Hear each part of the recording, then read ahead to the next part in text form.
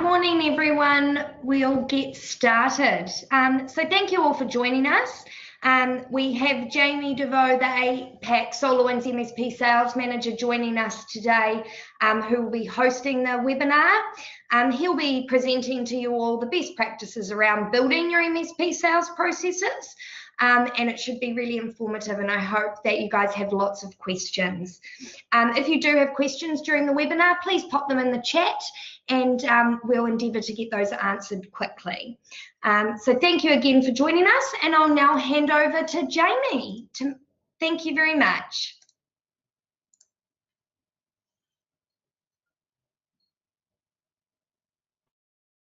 Okay, great. So basically, what we're looking to do is present to you some of the best processes we see. The key thing that we see in the MSP space, if you didn't hear me before, was making sales important in your MSP organization. What I hear way too much of as a sales manager and getting on sales calls with MSPs is it's word of mouth sales. And I'm going to be very clear with you, that is not going to grow your business. It's word of mouth sales is enough to typically get, depending on what your program is, it's enough to get, some customers in the door. The biggest problem a lot of the time is they're coming to you with a need, and no qualification happens, and we don't know if we've inherited a good customer or a bad customer. So today I'm going to walk through some of the simple steps of the process. I run an organization where I have about 10 sales reps that report to me directly. And I've been a salesperson for 15 years of my life. So, most definitely I've got some skills here in the MSP space. But I can, tell you that I've worked with a bunch of MSPs to kind of help them in this journey. So today's agenda is to look at the challenges we see typically facing MSPs in the space, who the target audience is, the traditional approach, the barriers of technical sales. So what does that look like? Requirements for successful positioning of an MSP sale, the MSP sales approach, the fundamentals, acquisition versus conversion. So, sales shouldn't stop because you signed on one new customer. It should be a continuous move. Differentiation of your business, general sales advice, methodology, and then lastly, a Q&A. So we look at the biggest challenges we see facing MSPs in the market today. Really, at the end of the day, I think one of the key things is, new customer acquisition is the single, biggest challenge. A lot of people sell on word of mouth. A lot of people rely on their customers to be able to go out and sell their brand. And that's kind of a big challenge. How do we get out to new customers, and how do we get in front of them? MSPs generally feel that they lack sales acumen. We're really good at, working on machines, or we're really good at, potentially holding relationship with existing customers, but we're not so good at going out knocking on a door and introducing ourselves to a new opportunity and actually being able to sell it. The other key aspect is managed services is more of a business sell. It's not a technical sell. So we've been used to, for so many years, selling a piece of kit. Mr. Customer, you need a new laptop. You need a new server. You need this. You need that. And this is how much it's going to cost you. Do you want to buy it? The customer says yes. And then you go out and order the server. Well, at the end of the day, managed services is not a tangible item. It's not a server. It's not a laptop. It's not a printer that the customer can touch and feel, go, oh, this is a nice new piece of kit. It's a business sale. So it comes down to numbers and what the company is doing and how they react to IT. The whole goal is to make them more efficient so that they're more profitable, and that they're more proactive in everyday approach. That's really key.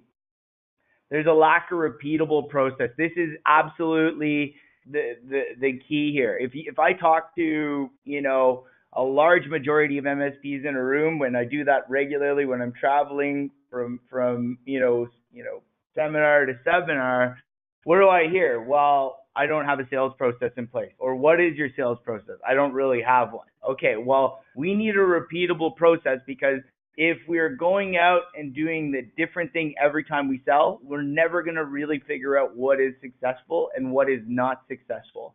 So our sales process internally is very, very strong, and it's only because we've repeated the process now for over 10 years. So, we stuck with our process, and yes, we change it and we adapt it to the times in the market and the technology and how people buy, but that same specific sales process is always continuous. And I'm going to walk through that some of today. And then we want to really look and key in on our target audience, right? The big key thing that a lot of people do, especially in IT services, is because there's so many people that are customers, opportunities. We can go out and sell to accountants, we can sell to construction companies, we can sell to doctors, lawyers, dentists, recruitment agents, whatever the heck you want to do. Anybody who's a small business who is running IT, we can pretty much look at it as a customer, is we typically go out and we try to be everything to everybody. And the key thing that I would say is be a master of one or two specific vertical markets. Don't say no to anybody who comes through your sales process who's not in those definable markets. But let's start to really look at the addressable markets we can go after and figure out a target audience to see where we fit the most.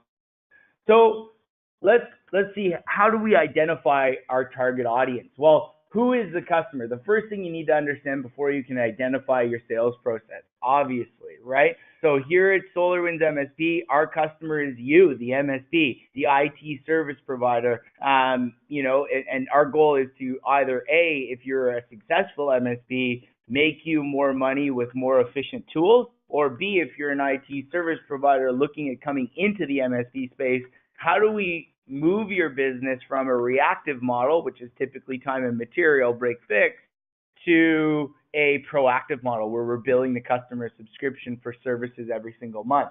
So you need to really look at the same thing. Who is your target audience? And the way you can do this very easily a lot of the time is look at who are your best customers. What vertical industries are they in? And understand whether or not there's more in your current area that you can go out and get. So we want to look at our existing customer base. It's typically the rule of 20% equals 80% of the revenue. But we want to look at our customers who are typically very good payers, customers who are consistently using with us a lot of the time, customers who aren't abusing our services. So they're not the customers that are calling us at 6:30 at night on a Friday trying to get, some last minute thing done or whatever the case is. So, they respect us, we respect them. Very good customer that way. And then what we want to do is kind of, see if we can segment them into specific groups. So like I said, medical, potentially medical dental, for instance, might be grouped into a same area, real estate recruitment, any kinds of specific, verticals where, they might be similar businesses. They're not exactly the same, obviously, but they may be similar business. We want to potentially take a look at it that way.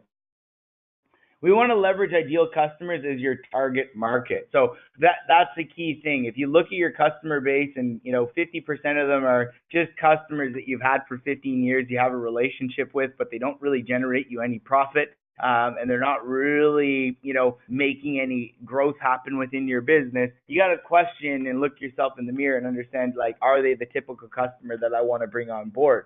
A lot of the times you're going to probably come to the realization that no, they're time wasters and they don't really spend a lot of money. So I would probably want to attach myself to these specific customers who are paying me a regular revenue per month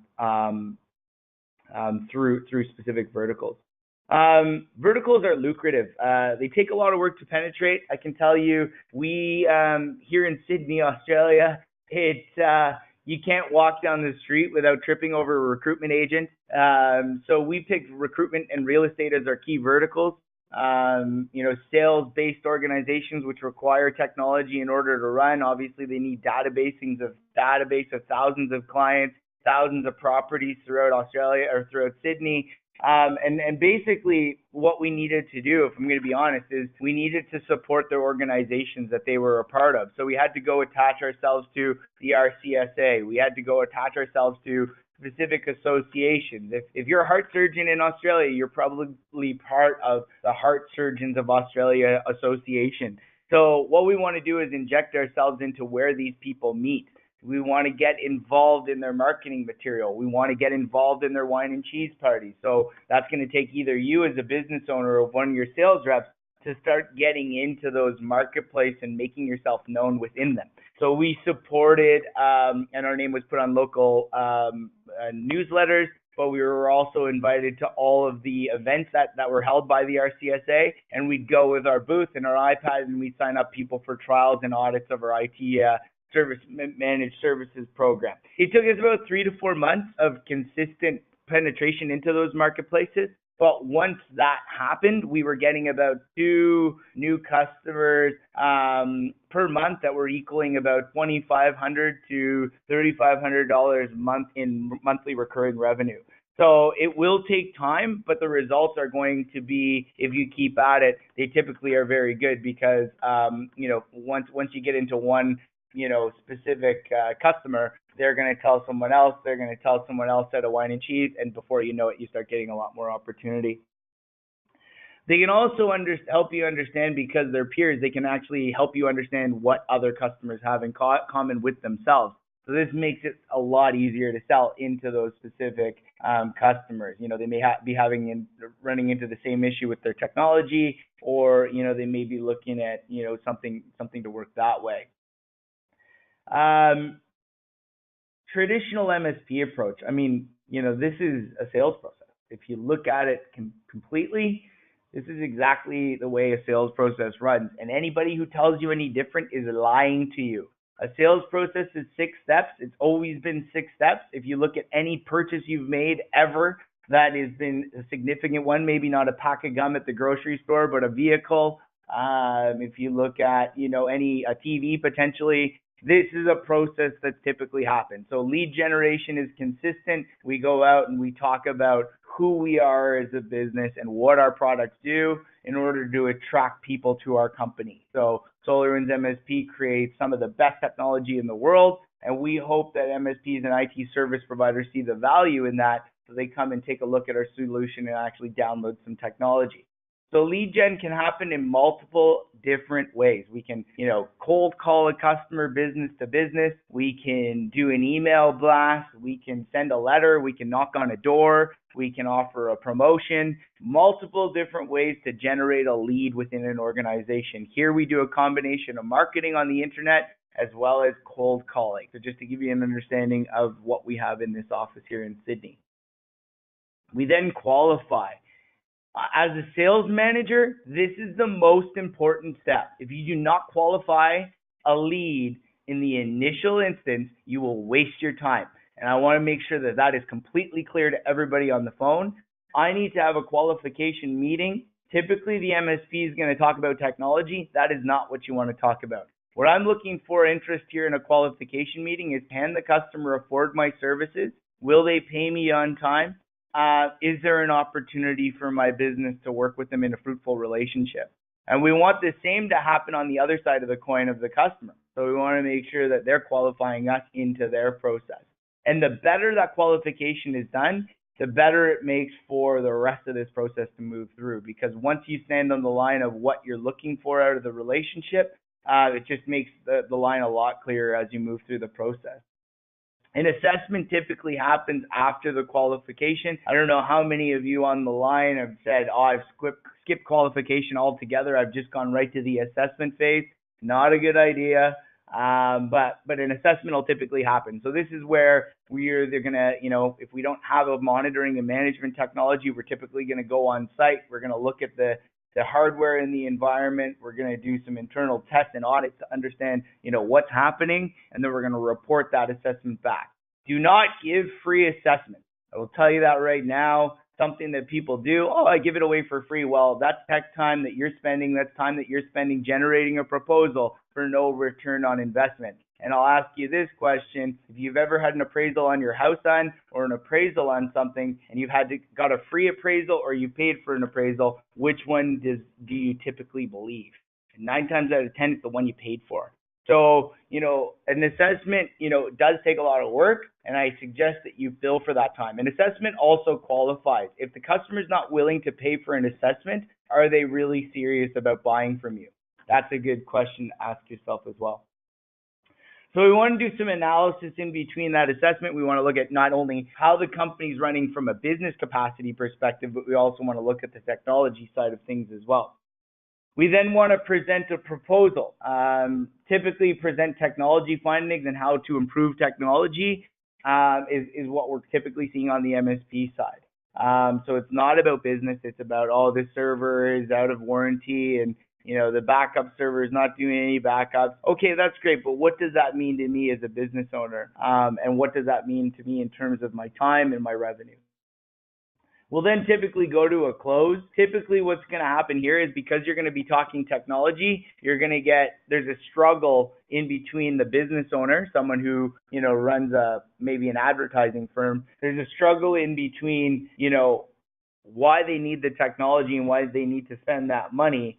And therefore there's an internal struggle. The customer always wants a better price on the technology because they don't typically understand it. They just understand that they have a budget. And there's typically a back and forth that happens there. So, that's typically what we're seeing in the MSP space. And then simply we'll go into implementation. So this is, if we do get the deal closed and something works out, the MSP will set up a service offering and ongoing monitoring and management, and then we'll just get that started, which happens typically in a 30-day kind of window. So when we look at that traditional approach, if you're following a sales process, if we're just pushing on technology, it's typically very difficult for a lot of MSPs to sell value into an end user.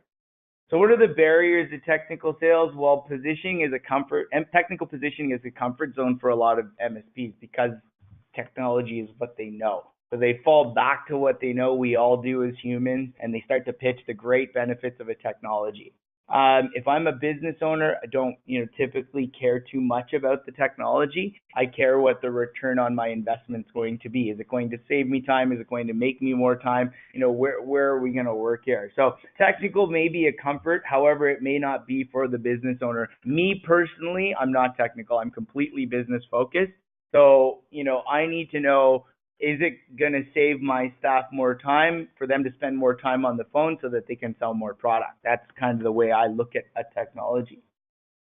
They generally don't fully grasp technology, business owners, so the positioning to their critical services is key. So pitching to me that this new, 2400 MX Blade server is going to, run my applications really good. To me, that doesn't, speak my language. I want to hear what in dollars it's going to make me in terms of time saving per day and why that application's running faster is a benefit to me as a business owner.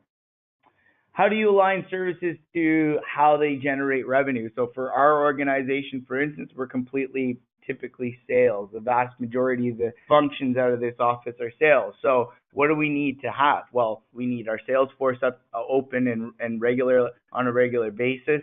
We need our access to our billing systems, our quoting tools. We need the phones to be working. We need emails to be working. Those are the key areas, 4 areas that I'm looking at as a sales manager in order to effectively run my business day to day. So you really, as an MSP, want to key into those specific things. A new VoIP system because this, a new ISP because of this, whatever the case might be. We want to start to look at exactly what I need as a business owner day in, day out. Speak your customer's language and be a business owner. What is important to your business? It will be a similar. It'll be similar for you and everyone. If you're looking at your business and kind of how you run day to day, there'll be some common, traits that you're going to have with other business owners, and you want to start to key in on those specific areas. So when we're out successfully positioning to customers, there's really kind of 3 things you need to sell managed services. You need to show them how their network drives revenue. So that's a key one. I'm going to show you a KPI structure on how to do this. You need to break down their environment to understand how it is impacting their sales revenue on a day-to-day basis. If our phone stopped working today, it's going to be very hard for my sales team to sell product because we do not sell a lot of solutions over email. So the key thing is looking at the key areas where their network is driving revenue and then actually drive into those specific key areas. Show them the cost of an outage. is greater than a remediation bill. Give them the understanding of what a 2 or a 3 hour outage costs them in terms of salary, in terms of productivity time, in terms of the cost to you to send a technician out for $100 or $150 an hour to service the customer. Be proactive, being proactive saves costs versus waiting for issues, right? We all pretty much know this one. If you don't service your car on a regular basis, chances are it's going to leave you stranded at the worst possible time. On that family vacation or while you're on your way to that important meeting, something bad's going to happen and it's going to be very costly to you in terms of revenue. So what we want to do is make sure that we're, preaching the fact that proactivity, monitoring, management of those devices, patching, keeping, devices up to date and clean are going to actually, in the long run, save the customer money as opposed to costing them. And then we want to show them how. We really want to focus the sale on end user experience and expectations. We want to make sure that they understand what the outcome is going to be and what they can expect from a service like the one we're selling to them. We want to align their business requirements to their technical needs. That's a key one, right? We don't want to go out and start talking about something outside of their world that's not going to make a difference to them. We really want to key into the key focus. What we always say in our business is what keeps the business owner awake at night. What are the things that business owner is going, I got to get better at this. I got to do this better. I got to, change the way we do this. Start to key into those key areas and align the technology toward those specific needs. And I guarantee you can find a technology requirement in most situations. ROI, return on investment, must fall in line with productivity and revenue per employee. So there needs to be a return on investment which mirrors their productivity level and their revenue that they spend per employee. Very key for that. So to show our ROI, we can do a couple of key calculations. But one of the key ones that's worked consistently in my years in the business is showing a specific cost of an outage. We used to call this a 2080 rule. And you might be saying, well, what 2080? Well, there's 2080 work hours in a calendar year.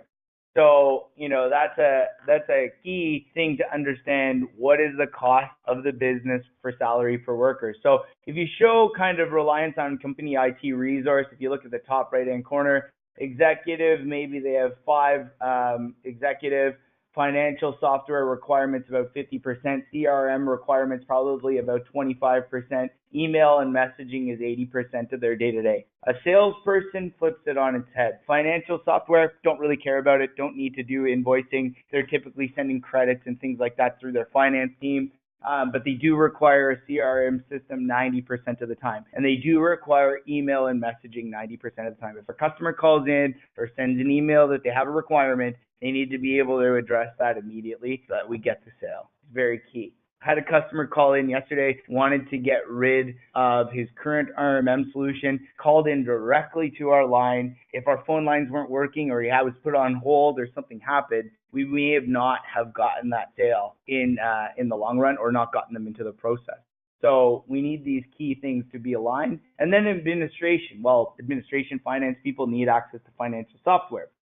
Typically, 40% of their role is CRM. They have to go in and check a case, or they need to check notes by the salesperson. And then they have email and messaging, which is typically about 35% of their role because they're more working in the day-to-day.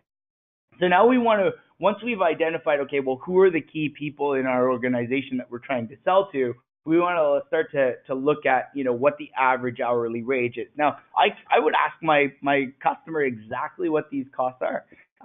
Because if we use their calculations, it makes, real sense to them. But on average, let's say an executive is making $50 an hour. Their total hourly wage is $50 if there's 5 of them.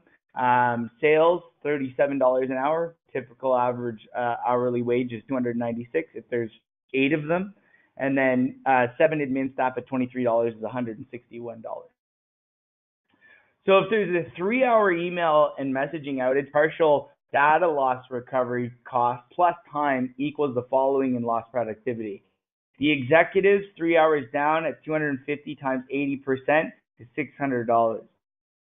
Sales, 3 hours down at $296 an hour in salary times the 90% is $799 in lost productivity and salary.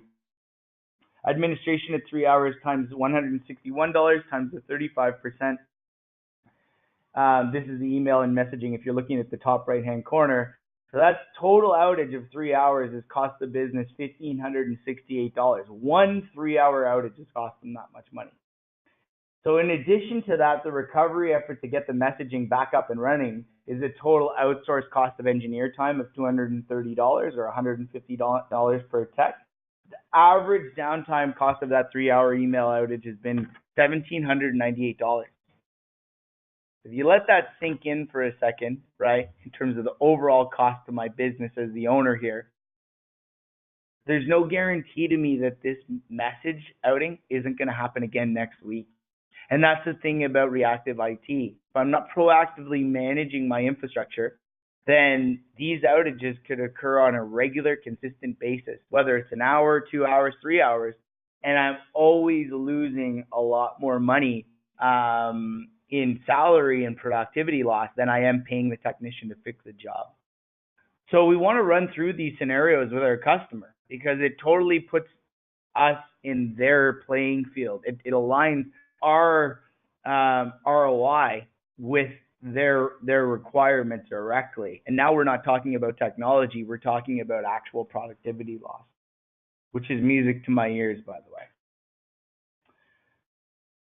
So if we look at the MSP sales process and we look at it as like a large funnel, because that's how we look at sales, inbound effort, marketing activity, outbound effort, direct sales. We've found in the 17 years we've been in business, you still need a combination of both, right? Marketing is great. And we've got a really good VP of marketing in SolarWinds MSP.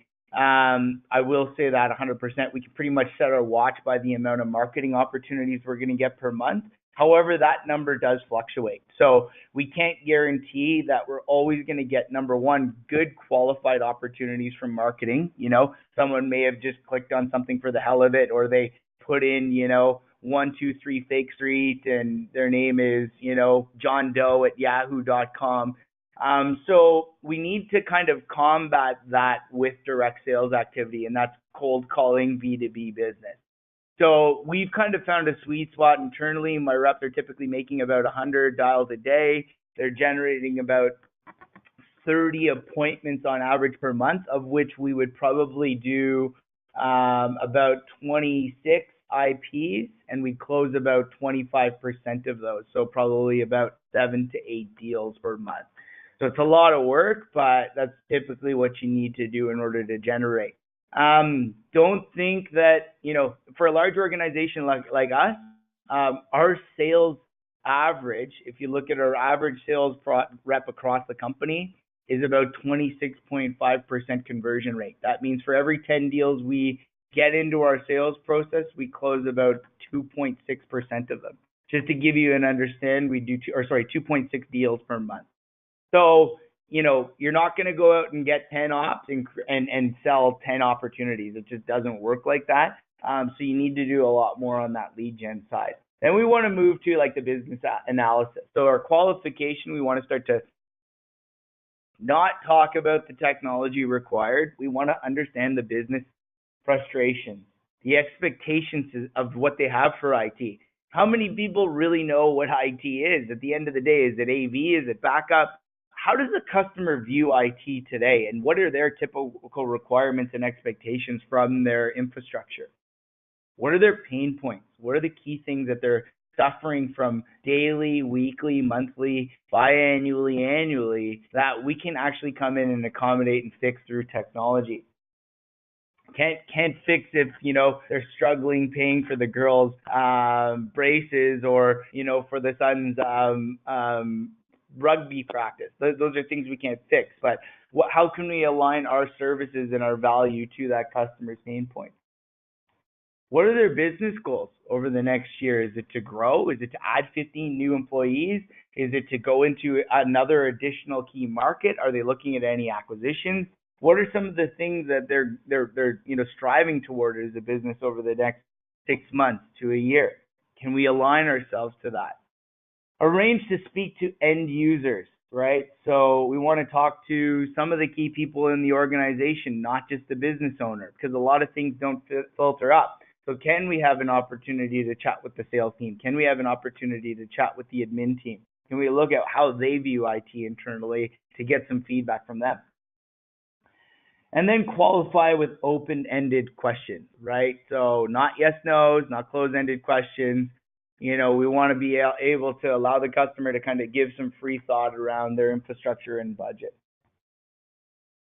We then move into end user workflow analysis.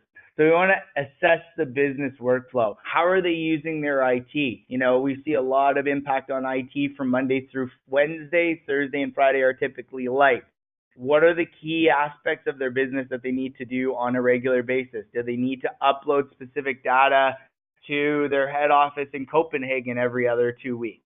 What are the key things that they need to get done, and what's the workflow in their internal business? Then we want to actually provide a return on investment on productivity and revenue. So coming back to that conversation we had in the past slide about what their cost is per hour if they're down. And then we want to really, understand whether or not our findings align with their business goals, right? That's a key part of that key qualification. Business growth and support plan.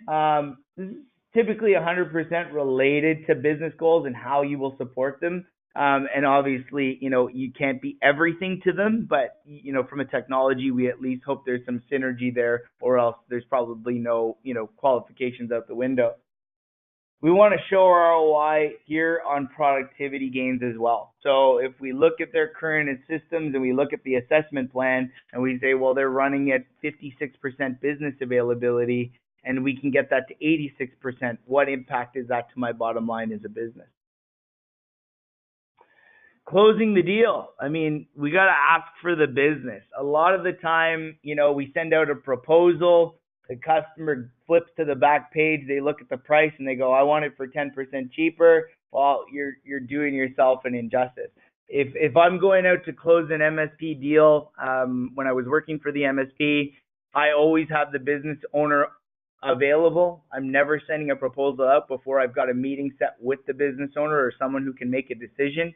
And I'm setting up a meeting. I'm going on site with a well-prepared document, and I'm walking everybody through that specific document and what assessment we've done and why we need to make changes so that they understand the value of the contract. So when I get to that big price tag at the end of the conversation, they understand why they're spending that much money.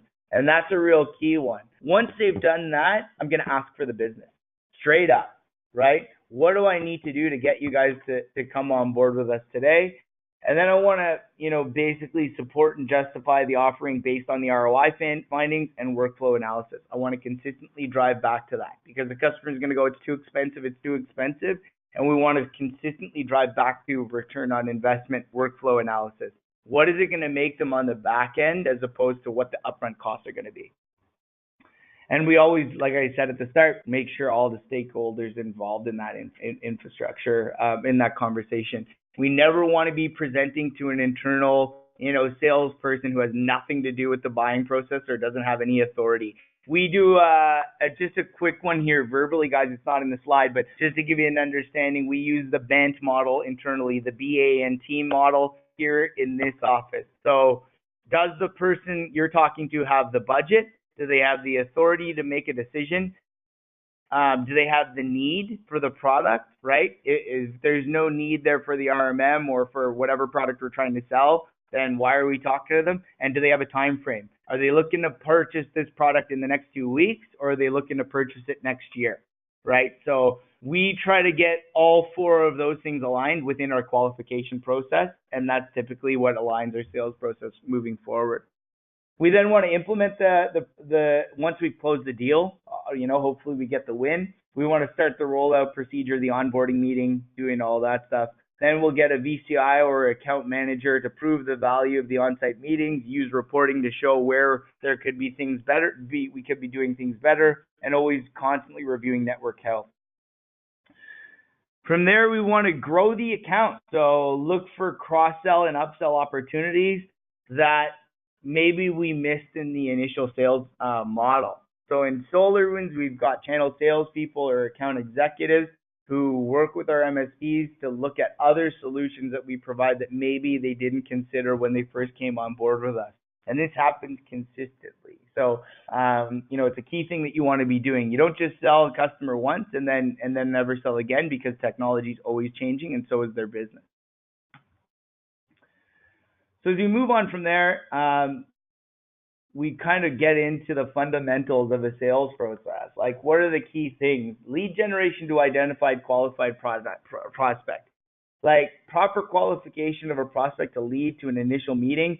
Like, just think about it logically, right? Like, if we're selling winter gloves, well, I shouldn't say that here in Sydney, Australia, but we're probably not going to try to target market in Queensland or Upper North Queensland. We want to make sure that we're pushing our marketing activity to people who are actually going to come back and find interest in what we're selling. So it's very key to narrow your specific value in. And, we look at it, a couple of key ones, right? Like, security today is massive, backup selling like crazy.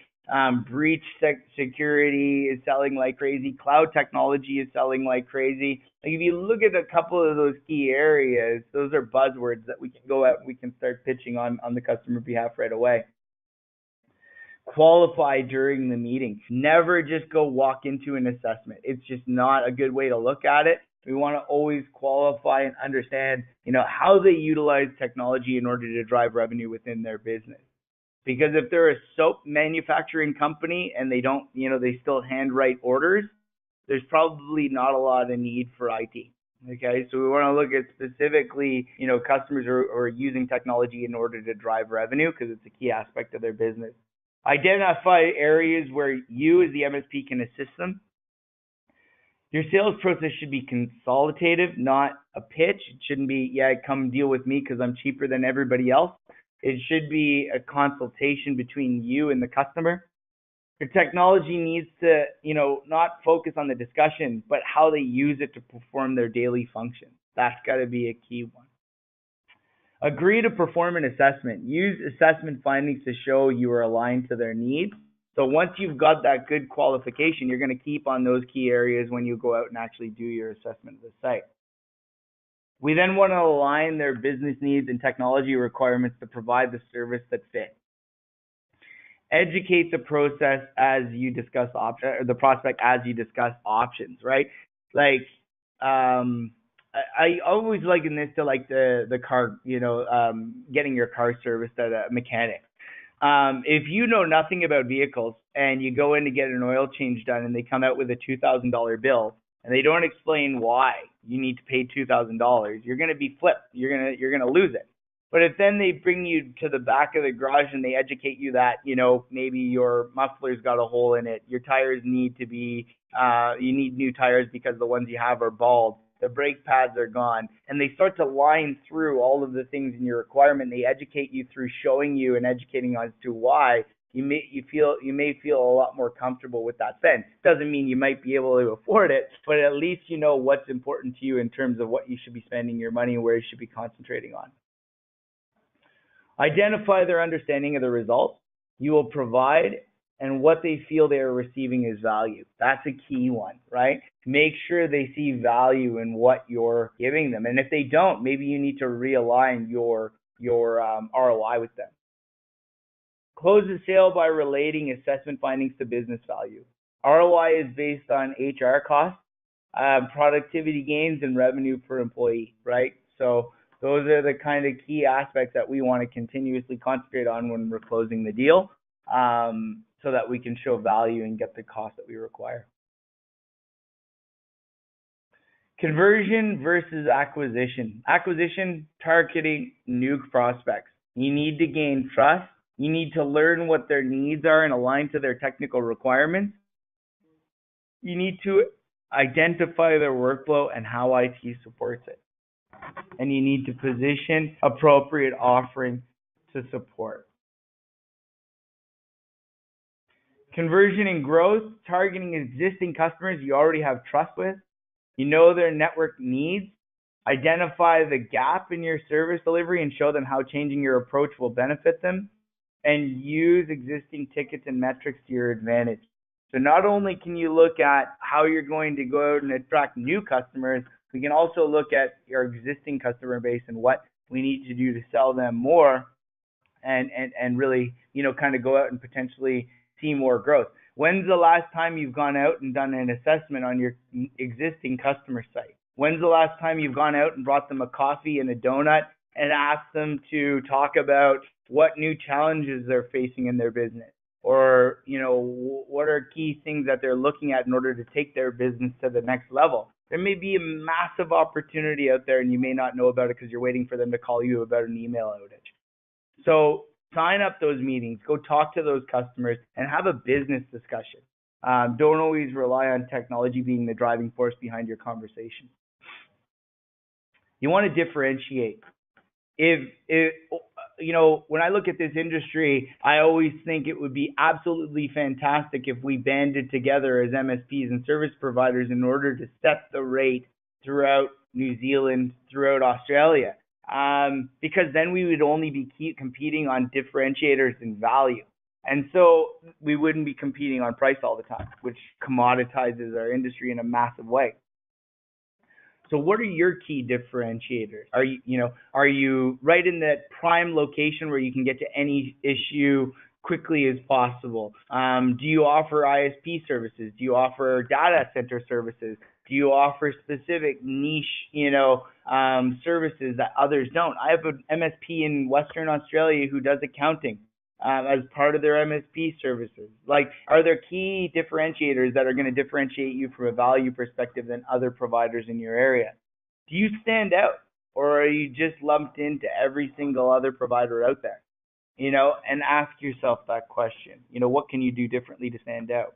Do you offer innovative services? Are you consistently changing your model? If you look at your website, is it the same website that you had 5 years ago? Because if it is, it's not showcasing any of the new services you're selling your customer. And I guarantee there's more services because we've moved to Office 365. We've moved to more consolidative services. There's a lot more security risks out there. So we want to be able to kind of pursue those key areas. Do you support a specific vertical? Are you showcasing the fact that 30% of your customer base are doctors, and you've got a really good understanding of how doctors work in the day-to-day when they're running their practices? What's your beachhead into a customer? What is your key icebreaker? What is your key reason for talking to that customer? If you can't look at your regular business around you as you're going to work every single day on that morning commute and say, how would I sell to this person? How would I sell to this person? How would I sell to this person? You better start thinking about that if you want to look at the new customer acquisition, because a lot of businesses out there have these things in line. How do you define a profitable versus unprofitable prospect, right? A lot of the times we get a new opportunity, we jump for joy and we bring them on with no questions asked, and then we come to find out they're not a great payer. They over abuse us, a lot of these other things, and that all comes down to the qualification aspect of the conversation. So as we go through and we kind of have a couple more slides, we look at the sales advice. Sales is an art, and it really needs to be treated as such. You need to understand a lot of MSPs have a bad outlook at sales. They don't like it. They don't like going through the process themselves, and they don't like hiring salespeople. It is needed. If you can't show value and your real key characteristic is to fix and service the customer, you need someone to be able to go out and preach from the mountaintops about your business. And if you don't want to grow in today's industry, maybe you should start looking at your business. It's a harsh reality to face, but we need to consistently be growing or else we're shrinking in any specific business. Taking time to perform your due diligence will lead to more success. Educate yourself on sales activities and strategies. Most of you have taken a step by entering into this webinar today. Don't be afraid to sell. Don't be afraid to talk about you and the value you bring and all the hard work you've put in over the years to get certifications and training and run your business and make sure that you're valuable. Make sure that you're constantly preaching that. it's really the lifeblood of the growth and the business valuation. And that's a really key thing that I want to do. We want to listen. I mean, 2 ears and one mouth for a reason, right? The more your prospect talks, the more they provide you valuable information and resolutions or solutions. And that may not be for them specifically. Could be for other providers in their vertical market that you're trying to attach yourself to. It's not about you. It's about how you can help their business. Your value is not what you provide, but the results you generate. Okay? So we may not be able to see value from the customer till 2-3 months into a contract. Once we've actually got in and started selling, proper managed services and actually got to see some specific ticks within their organization. So we want to constantly going out with the reports and showing them the movements on the needle that you're making through managed services month on month. Relationships are key. Build this early on in the sales process. Create an icebreaker. Do something different. Like I said, you can bring coffee and donuts for the team on your qualification meeting. Maybe get some, flash drives or, I guess everybody's had enough of those, but do something different. Get someone on your side immediately. Build a relationship with the customer. I guarantee this is always the case. People buy from people they like. So it's key to be able to build a core relationship right out of the gates where it's mutual benefit. What we call it is trusted advisor. Sit on the same side of the table as the customer, not on the other side, and you'll always win. Key mantra in our company is if you put the customer first, the company second, and you third, you'll always win out. Ask for the business. Don't be afraid to ask them through this process if they are going to sign on with you. It's a consistent motion that should be started as soon as the sales process started. You should be qualifying and understanding whether or not all the work you're putting in is going to generate a sale. And so, as we look at the methodology summary, align the pricing to the end user's budget. We want to always make sure we're clear from the start what budget they're working toward, so that we can access and understand. Because I'll tell you right now, if you don't understand their budget and it's $1,000 a month, and you go in with a $3,000 proposal, we're not going to be in a good situation because we're going to have to rip it up and we're going to have to realign ourselves. So you should be really aligning around IT budget. If the customer doesn't have an IT budget, then help them understand what it should be based on return on investment. Speak to the experience of the end user, not the technology, right? You always want to remove you have a crappy internet connection because, you're going through this specific ISP for $25 a month or whatever the case is.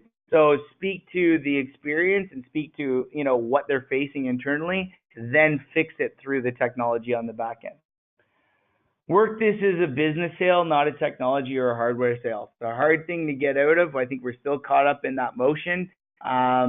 And it really doesn't warrant a lot of value, right? If as a sales guy myself, if my computer is not working well, I immediately just go, well, just get me a new one, right? Like that's my attitude. Get me a new piece of hardware. It's not fix the issue. I need this to stop happening. So just get me something new. Well, no, you should set my expectation and really make sure that I understand what's happening. Maybe I'm, clouding my workstation with a bunch of, home videos or specific things that are making my computer run slow. So educate me and make it a business sale, not a technology sale. Develop return on investment based on productivity and revenue loss gains. So, ROI is key consistently. For the $1,000 a month, what's my potential business availability? What is the return on investment for my business? And what am I going to see in terms of productivity loss and gain? So this is a really kind of, takes us to the end. And obviously this went very quickly. I guess I can align a couple of key points. The key one is the sales process. If you do not have a sales process today, you need to align yourself to one. I'm not saying you need to go out and hire a cold caller tomorrow.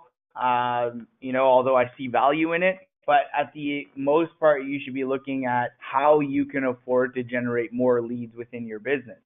It doesn't need to be some big flashy thing. Could be a handwritten email, handwritten note that you send out to all the businesses within a 5-block radius to introduce yourself. It could be an email blast. It could be advertising in a specific local newspaper or, some kind of specific newsletter. It could be going to a couple of events that you wouldn't normally go to see if you can drum up some customers.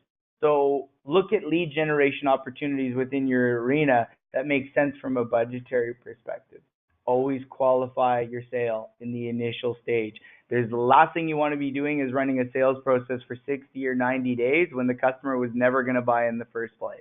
So always qualify and align expectations in the initial stage.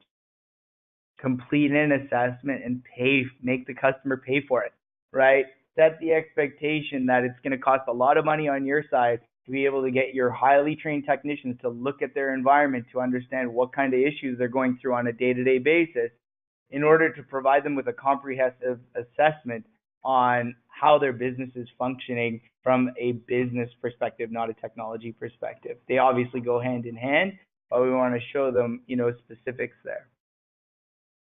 The fourth step is proposing a way forward, whether that's move to the cloud or we're going to service your current internal infrastructure, whatever the case is, we need to propose a way forward, and we need to show the customer and educate them as to why we're choosing to give them that path or those paths to go down. After we've done that and we've shown our value, we want to then ask for the sale. Do you want to come on board? Will you sign the paperwork today? And then we start our implementation. If I can start anywhere, that 6-step process is absolutely vital, and you can build one for new customer acquisition as well as existing. So I'll open the floor right now to anybody who's on the call. If there are any specific questions for myself, I'm more than happy to address them. I think Marinika and some of the team at Soft Solutions is available as well. So we'll open up the lines. Well, not open up the lines, but obviously you can chat into the box, and I can open any of these conversations verbally internally. So if anybody has any questions, just go ahead and shout them out in the chat bar, and I'll answer them as we go. All right, well, all of my emails are available, so if anybody has any questions for me directly, you can email me or obviously reach out to Soft Solutions in New Zealand. We'll be more than happy to help. I'd like to thank everybody for coming on today, and I wish you all the best. Thanks very much. I hope to talk to you soon.